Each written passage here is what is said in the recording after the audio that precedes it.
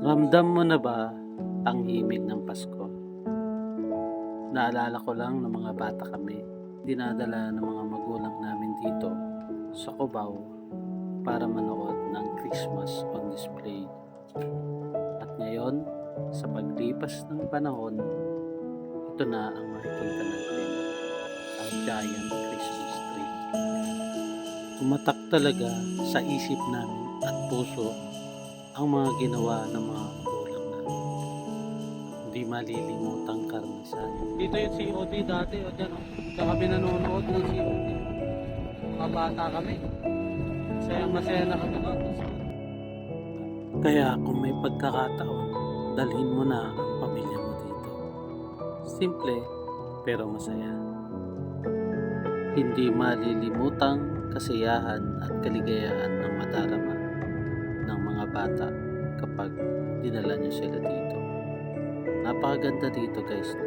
Dahil meron siyang sound system, magagandang music, at talaga namang mapapaintang at papagpasayaw ang mga bata.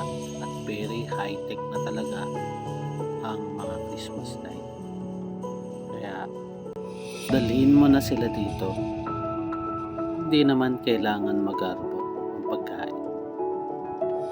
Kailangan lang ay maunawaan at maitatak natin sa puso at isipan ng mga anak natin kung ano yung mga ginawa natin. Dahil paglaki nila, sigurado ako ganyan din ang gagawin nila sa kanilang mga. May mga bilihan naman ng pagkain dyan, no? Pwede rin kayong magbaon kapag talagang walang-wala.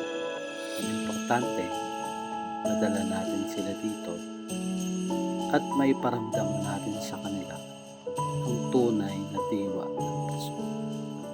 Ang himig ng Pasko, ang pagmamahal, at ang tunay na kaligayahan ng Spirit of Christmas.